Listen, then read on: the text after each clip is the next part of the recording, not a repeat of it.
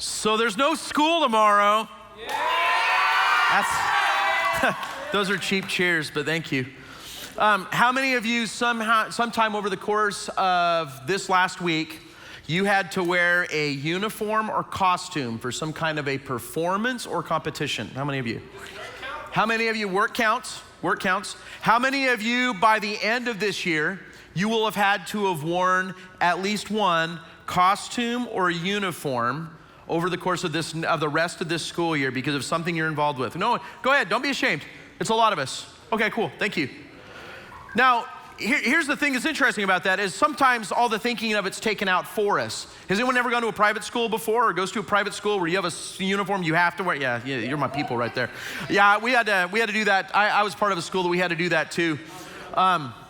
As a teacher, it was really interesting. I had to actually follow it too, and it was always awkward because I had to remember certain things about my uniform too because I had to make sure I was doing the same thing. Now, sometimes we have different kinds of uniforms we put on. Sometimes as we're getting ready to go to school, or as we're starting to think about homecoming. How many have already started thinking about what they're gonna wear to homecoming? Be real right now, this is church. Okay, that's fair. Bunch of liars in here though, I should see more hands. I know more of y'all have thought about that. Okay. So now, some of us think about it. Some of us put out our stuff. There's some of us that are matching our shoes with our t-shirts, and that's just the guys, right? And then there's some of us have our outfits for the whole week planned out. Or we're doing panic o'clock because we want to make sure everything's clean for our school week. And then there's the others of us where we give it a sniff test and make sure it's comfortable, and we are good to go. And you know who you are. You know who you are. The thing that I love about you is that you genuinely don't care in that moment. Like the rest of us are like, we're putting all this thought and time and effort into it, but like you don't care, and that's awesome. But when it comes to some kind of costume or uniform, all of us feel the pressure to put one on at one point or another. Even if you're a cleanish, pile, grab it, sniff it, grab it, go with it person, I guarantee you that at least one area of your life, you are a little concerned about the uniform or costume that you're gonna wear around the people you're going to be around. Because it's such an easy trap to fall into. In fact, it's a super easy trap to fall into. What my hope is here is that when it comes to things of faith, and when it comes to church, that you would never have the pressure to perform. That's one of the things that I would hope for you. Because I'll tell you that when you mix faith and performance and worth together and swirl them, it's one of the most dangerous concoctions for your soul.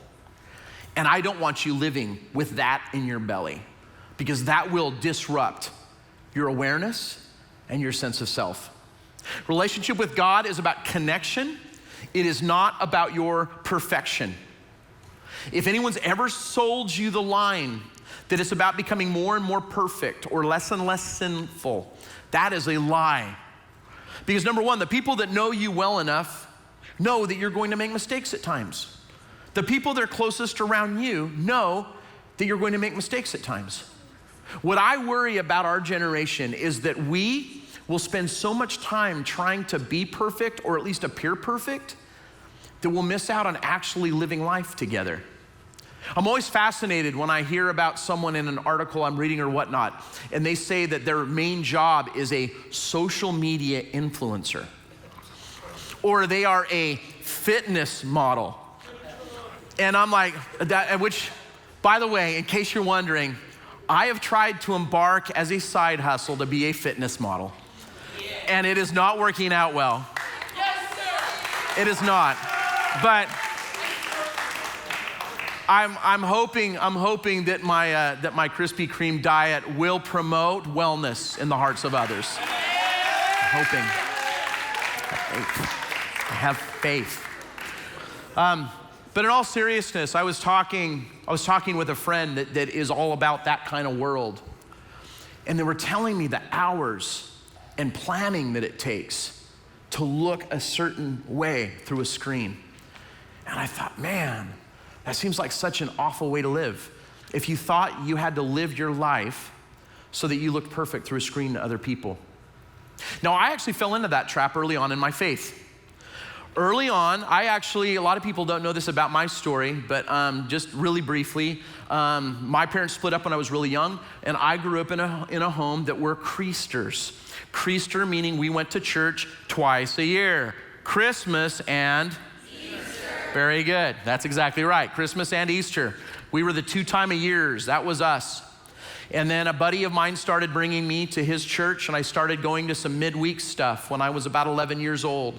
And I started learning more about who Jesus was. And then what Jesus became to me is Jesus became a teddy bear to me when my life would fall apart. He became who I would hug and fall apart on my bed and would soak up my tears and help me feel safe. But then what happened after my freshman year of college is I started a relationship with Jesus. I decided to actually live my life following him. So I'd actually been on a leadership scholarship at the local university. I was gonna be a lawyer is what I was gonna do. I was full on track to do pre-law and the whole deal. And somewhere between my freshman and sophomore year, God wrecked my life and my law career. So who knows, I might've been making money off of paperwork for the rest of my life, and I'll never know. But what happened next is when I came back with my life wrecked, I got really involved in my church. And I was a volunteer youth leader there, like all these awesome small group leaders that come and sacrifice part of their Sunday night to hang out with you. And I looked a lot different than I do now. Can we look at the picture of what I looked like when I started out in student ministry as a volunteer? Can we look at this picture? It's yeah, that's me. That's me, yeah. Trust me, whatever you're gonna say is no worse than I've heard from my wife a lot of times, okay? But gentlemen in the room, let me give you hope. I wooed a woman into marrying me looking like that. That's right. And there's girls in the room thinking, oh my gosh, he actually got worse.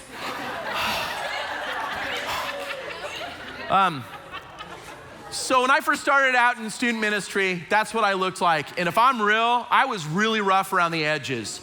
I had kind of a foul mouth. I had a really edgy sense of humor. I was really quick with put downs. Other people's mothers were always a preferred target of my words. And I was really, really good at it. And I got in a lot of trouble too. And I was supposed to be a role model and an influencer, to the point where at this particular camp, the reason I'm sitting where I'm sitting is because I have led an insurrection against the girl cabins with throwing water balloons and dumping buckets of water on unsuspecting people as they were going about their day and age. So I don't know if that's praiseworthy or not, but I can tell you that this next picture shows what happened to me. Can we see the next picture, please? That is me getting completely drenched, fully clothed, at least with goggles with googly eyes, I like to point out. Much to the chagrin of my youth pastor, Mike, in the background. You can tell by the smile on his face. He is excited about what's taking place. But what happened after this was my mentor got a hold of me. And my mentor told me that in order to be a good role model and in order to be a good influencer, that I needed to cut off all my hair that was almost down to my waist. I needed to stop listening to the music I was listening to. I needed to change how I talked. And I needed to start reading all these different books that he suggested. He wanted me to wear a uniform. And I completely went into it. Now, I think his heart was in the right place. I think what he wanted for me was to be the best role model that I could be. But what he did is he set me on a pathway to think about a uniform. Now, think about when you see a uniform, think about kind of what it does. For those of you that are part of Texas football, and you've tried to have hair longer than the appropriate length, or you've tried to have earrings or piercings, you've received what the description is from your coaching staff, and that is that we all wear the same uniform because we're all part of the same team and culture. And that's what the uniform is supposed to do. But when it comes to relationship, it's never ever been supposed to be about uniform. It's always been supposed to be about relationship. And when we decide to choose performance over relationship, something happens. See, the relationship is where you're connected. Performance is when you're something else. And so, as I was praying and preparing for this is kind of what I feel like I was supposed to share with you. If I'm connected, it means that I trust. It means that I reach out to other people, especially if I'm struggling. It means that I bring others into my life. If I'm connected, it means I feel loved.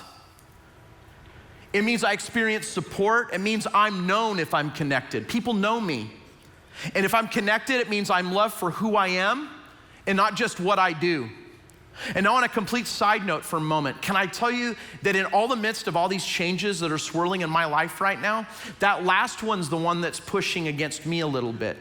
Because as my role's changing, and I'm not gonna be as directly involved in some of your lives as I was before, I'm wondering whether or not there's gonna be some of us that are gonna realize that we weren't really connected. We just happen to be affiliated because of our roles together. And if that's true, it's gonna be disappointing to me, if I'm honest. But what if I'm a performer? What if I'm not really connected to the people around me? What if I'm performing for perfection? Well, this is kind of what it looks like. It means that I feel good when I'm performing well. It means I feel guilty if I'm not performing well. It means that I'll pull back from other people. I don't look to connect with them or pull them in. It means I feel my acceptance is tied to my performance. It means I feel supported when I'm doing what I'm supposed to. It means if I am performing, I am known for my performances and that I only feel love for what I do and not who I am. Which, as a life hack, this is a terrible place to live in any kind of relationship. Whether it's with a parent, a step-parent, a grandparent, a friend, a best friend, or a lover, or God himself. This is a terrible, terrible place to live. And it's not what you were made for. You were not made to perform, you were made to connect. God made you to connect with those who love you, not to perform in front of those you want to like you. It's a big statement. And it's such an easy one to fall into if you're not careful. Because if you settle for performing for likes, you miss connection. If you settle for performing for likes, you invite loneliness and isolation. As I pray for you and I prepare my life to try to help you be your best, this is what worries me. Because I think desperation, loneliness, and isolation are killing more people than anything that comes from a syringe, a bottle, or a car. I think those three things kill more people. Because I think anything that comes out of a syringe or a bottle or questionable decisions behind a car come because of these things.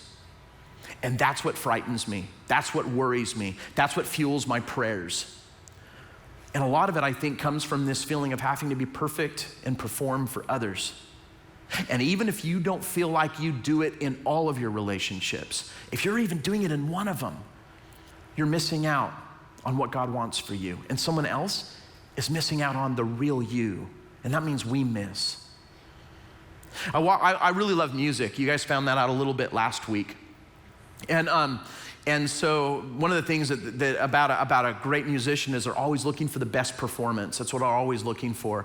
And like I leaked last week, I'm a big Queen fan. They say that the Live Aid '85 Queen performance is the greatest rock and roll performance of all time. And I'll be honest with you, I haven't found one that beats it yet. If you've never watched it on YouTube, highly recommended. If you've seen Bohemian Rhapsody, you actually see an abridged version of that performance at the end of the movie, but you don't get to see the whole thing because it's like 25 minutes long. And it's awesome. But one of the other ones that I'll do is I'll actually watch about rock bands from like the 80s, 70s, 80s, 60s, 90s. Like I just love classic rock. And as I was watching this, there was a guy that was a lead singer of a band that was really popular in the 80s called Warrant. And they had a couple of really big hits. And he locked eyes with the camera and he goes, you know what? I wish I'd never written that blankety blank song. That song ruined my life because I've never been able to capture that again. His life became about the performance and he missed out. And then I started thinking about it, because some of us think, well, if I could only have that kind of a performance or that kind of a reputation, then maybe my life would be that much better. And I started thinking about these bands that I loved in some of my formative years: Linkin Park, Soundgarden, Nirvana. Their lead singers took their lives. It's a crazy thought. These were bands that like owned it for periods of time. They were it. And when the performance ended, so did their worth. And it messed with their heads. It's real. It is so, so, so real. Performing sacrifices love for likes. Performing sacrifices being known for something. Performing sacrifices depth for surface. Performing sacrifices relationships for moments of acceptance. See, as you grow in your maturity and you grow in your awareness of the world around you, you're gonna realize a concept that your econ teacher is gonna tell you called opportunity cost. And that's where when you say yes to one thing, it means you have to say no to something else. And that's opportunity cost. Your yes is never just a yes, because it's saying no to another opportunity. And I know you're a leader and an influencer in your circles of influence. God put you where he put you to help others as well, not just yourself. And that means every time you say yes to something, you have to say no to something else. When you say yes to performing instead of connecting, you're saying no to some other things. And again, where I get concerned is when it affects your relationship with God most, because then you really miss out on something. So a lot of people don't know this, but Jesus was actually really intently focused when he had opportunity to tell people what he thought about people trying to perform in their relationship with God. In fact, the harshest words he uses in the entire Bible, he uses for religious people that are trying to perform to get something out of God and to try to get something out of people. Some of the strongest words he uses. So toward the end of his earthly life, before he's killed, betrayed, and rises again, he has a conversation with people about what it means to perform for faith. In Matthew chapter 23, starting in verse 1, if you want to go there with me in your Bible, you can. If not, you can look up on the screen. Then Jesus said to the crowds and to his disciples, the teachers of the religious law and the Pharisees, which was a specific group of these uber religious-y people, are the official interpreters of the law of Moses, which was like pretty much like all of the Bible that they had at that time. So practice and obey whatever they tell you. But listen to this, but don't follow their example, because they don't practice what they teach. So listen to what they're saying, but don't roll the way they roll, because they're missing it. What they're saying is true, but don't do everything they're doing, because they're doing it for the wrong reasons. There were 613 different things that the average religious leader at that day was trying desperately to perform into and to encourage other people to do the same thing. 613. That's like the ways they're trying to extend out all the rules in the NFL now. It's really close. For they don't practice what they preach. They crush people with their unbearable religious demands and never lift a finger to ease the burden. In other words, they tell you what to do and not to do, but they don't help you be the person God's calling you to be. Everything they do is for show. On their arms, they wear extra wide prayer boxes with scripture verses inside, and they wear robes with extra long tassels. Let me explain that really quick. So the way a really uber religious person would have dressed back then is they actually would have worn these little boxes that had like folded up pieces of written out of different Bible verses on it that they would have had literally attached almost like a headbandy thing, and they would have literally had on bands on either their upper arm or their wrists that they would have had. You would see them hang down. The other thing they had is they almost had this shawl kind of a thing that had these long tassels that hung off of the end of them, and they were blue. Blue would have been a big deal because it was a sacred color and it stood out. Because you got to remember, this was before all the different dyes of fabric that we have today. So everything would have been super bland. It would have been the colors that they would have gotten the wool from. Cotton would have been a luxury at best. or not even existed in parts of this world. It would have been just bland stuff. That's what they would have had. So the blue would have stood out. And what the tassels were a reminder that you were attached to a community. The tassels were a reminder that you were to pray and extend to God. And the longer they were, supposedly, the better you were, the closer with God you were. And so he said, look, these people dress the part. They look the part. But he says, look, don't do it. They're gonna try to get you to give them particular places of honor and to give them certain things. Don't do it. Because by doing that, you're giving into their performance. And then in verse 12, he closes it out. He says, in verse 11 and 12, he says, the greatest among you must be a servant, but those who exalt themselves will be humbled. Those who humble themselves will be exalted. And then Jesus gets real. He calls them dead. He calls them blind. He gets real.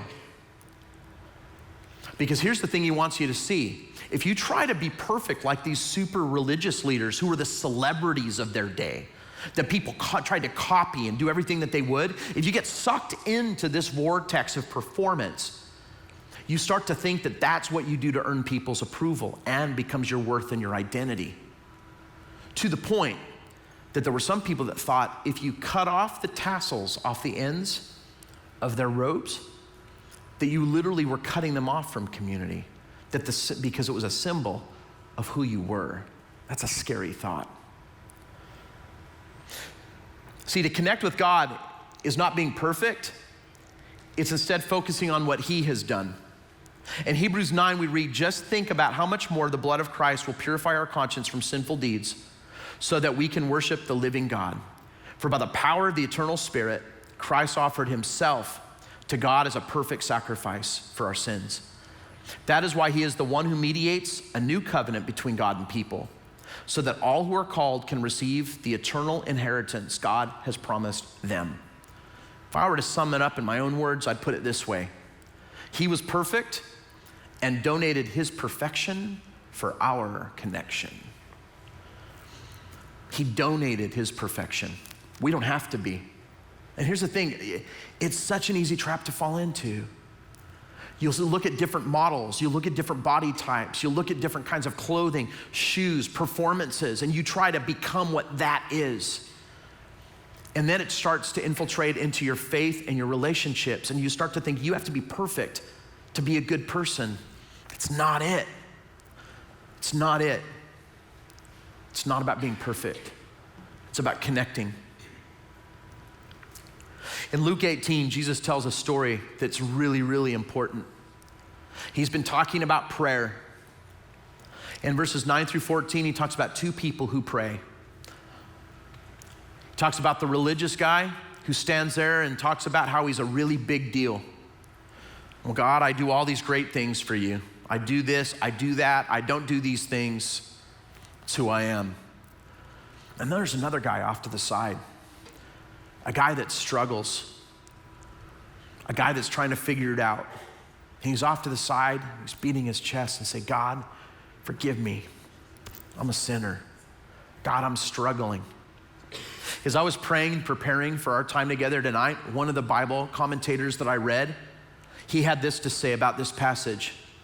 He said, the religious guy glances at God, but focuses on himself.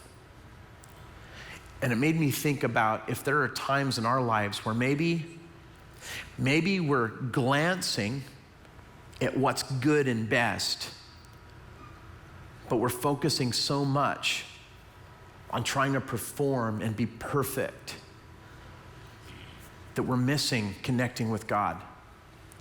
Here's the big one. When you perform instead of connect, when you're trying for perfection instead of connection, the reason why is you're trying to cover up something in your life. Did you know that? You're trying to cover up something that you're either guilty about, ashamed of, or you don't think you measure up in an area and you're nervous about it and you don't want to be found out. And when you cover up those kinds of things, you start to perform. You start to try to be someone else because you don't think who you are is important enough to be seen. I don't want that for you, especially now. Because that only gets worse the older you get. That's what wrecks marriages. It's what screws up other people's kids. It's what causes you to sabotage yourself when opportunities come up because you don't think you have what it takes. So you try to perform and pretend, and you miss it.